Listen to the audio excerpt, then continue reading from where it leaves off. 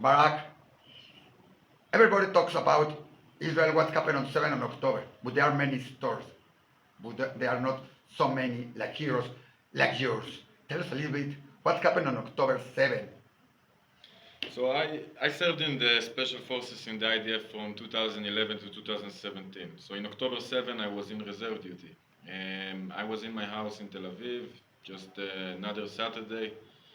And then we start to receive the videos in the Telegram and all the different media.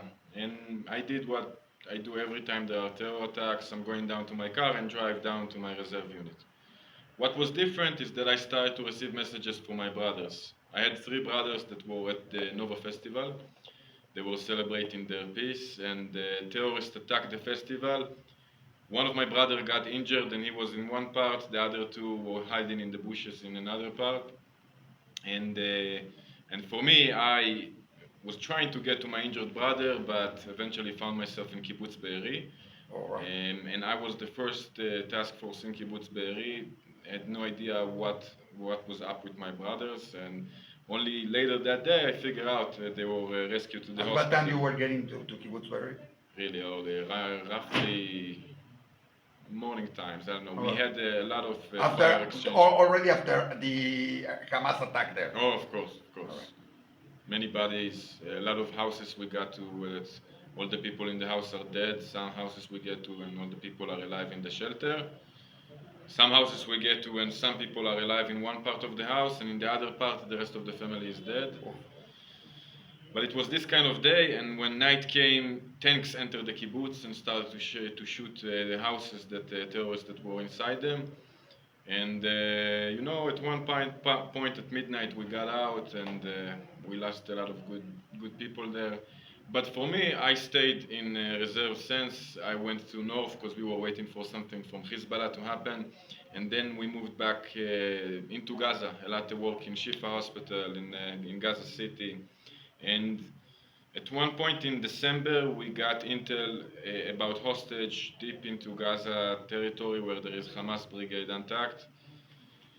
That's it. We raid the house with full of terrorists.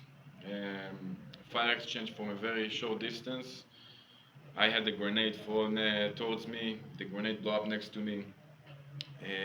Broke all my legs, and also the grenade shreds went from my butt to my stomach, ripping everything from the liver to the internals. And I was there in Gaza, just waiting to die, a lot of blood, and alone. The task force was outside. And after long minutes, I threw a grenade towards the terrorists, big explosion. You were already there, hurt with everything, and you throw the grenade. Yeah. How come? That's incredible. Big explosion, I started to hear them dying, and they threw two more grenades at me that didn't explode. I lost my conscience, and from there they took me to the helicopter. Your brigade came. Why were you alone there? Because when you throw a grenade in a room, everyone yells grenade, and what you do is you just get out of the room. Yes. For me, I had terrorists in my eyes. I was having a fire exchange with terrorists. I couldn't move because I was going to be shot, and I heard the yelling, but nothing I could have done. Right. When the team was outside of the building, but they thought I was dead because they were hearing my grenade and they were hearing shooting and all of that. They thought they were evacuating a dead body. So they gave suppressing fire and pulled me out, and I was losing my conscience. And when I got to the helicopter, the doctor said that I'm not going to make it because my vitals were very low. I lost a lot of blood. But I got to Soroka Hospital, and they put me to sleep and started to do some surgeries and to balance my blood levels. And 5 days later, I woke up and I started to hit the nurses and the doctors and pull the tubes that were connected to my body. Because in my mind, I was still in Gaza. No one told me that the fight was over because I lost my conscience there. 3 days later, woke up again and my legs and hands are tied to the bed. Had a lot of, they explained to me that I'm alive and what happened, and I had a lot of metals that were put into my legs and a joint being cancelled. I had stoma for 6 months, and I started to gradually start this journey of recovering.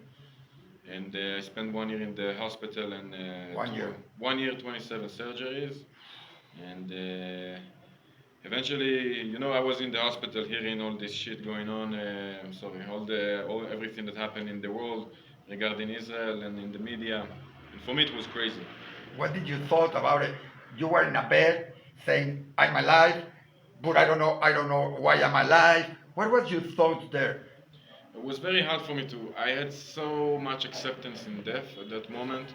I remember in this room in Gaza, I was even considering to commit a suicide, Right. to shoot myself in the head because I didn't want them to take me into a tunnel in Gaza. And I was so sure that I was going to die that it was weird for me to understand that I'm alive. And it took me a long time for people to convince me and for the shrinks to say to me, listen, you're okay, you're okay. And obviously also diagnosed with PTSD, with post-trauma stress disorder, so all of that didn't help. It was a very tough year. And with everything that happened in the world, it was even crazier because I saw what those savages did in October 7. I saw kids without head. I saw women that you don't need any imagination to see that they were raped before. I saw all When you came in SABER, no? Yeah, it was. And then you see college campuses, you see Harvard, Columbia, places that I thought should produce smart people, producing the dumbest things that I ever heard. So for me, it was insane. Then at the hospital, I decided that I'm going to do something with it. The first station for me after leaving the hospital is going to those places. Is starting to talk to people and to bring sense to the people that can still have sense in them. And still to this day, I think this is the war after the war. Israel is not in a bad position in the world. But also, I always say that when they write about you in the New York Times, when they talk about you in the UN, it means that we are doing something good. Because if it was up to them, Israel wouldn't exist. Not in 48 and not now. That's it. Barak, before 7 on October, you were already a leader talking about good Israel. You created Israel is. You already have that in mind that people have to understand and talk about peace and talk about the good relations. After 7 on October and that, how do you think? Well, things were different for me because I was the founder of Israelis, but as time progressed, the normality in Israel, I moved to tech, I started working in the tech sector and trying to make money and to make for my family. And then after October 7, everything changed again. It's changed so many lives, also mine.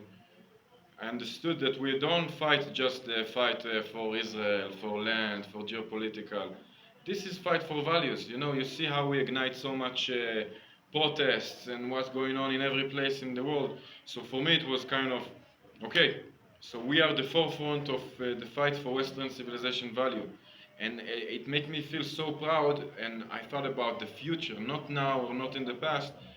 20 years from now, people are going to look backwards, and there are going to be people that stand on the right side of history and people that were on the very bad side of history, that people that looked away when they saw Jews dying again. And so October 7th changed everything. It brought me back into this arena, and now I'm disabled. I can't fight anymore. I can't. So I do what I can, and I think this is the next fight for us to. What will be to finish because we have to go. We have other talks. Tell me a little bit. What is your message now for the people, for non-Jewish people and for Jewish people, but more important for non-Jewish people that they go out in the street because they don't know it's like fashion. Go on there and jump and say Israel is doing that, Palestinians. How to convince them, how to show them the real thing. What is your message? My message is that it's especially not for Jewish people. It's not just for Jewish. It's not for non-Jewish. It's people who believe in the values that I believe in, for the values of the West and the Western societies grew up on. Those people now have an option. Where are they going to be when history going to be written on this on this area, on this period of time in our life? There is so much stupidity. Israel is not perfect. We are the first one to actually investigate and to see where we do good and where we do bad. But this is not to say that there are evils that we are combating right now. And if Israel will fall, if Israel will destroy, The next thing is South America, the next thing is United States, the next thing is Europe. Europe is already starting to fall. The values that brought those places to life. So people should try to learn the history of the place, to see October 7. If you have an opinion, that's my main message, if you have an opinion on the conflict, on the Free Palestine, on whatever, watch October 7 videos and then make your decision. Read a bit of history in the back of the Palestinian uprising and the Jewish uprising. Read about it and make the decision. But watch those videos and then decide. All right. Thank you so Thank you much. very much.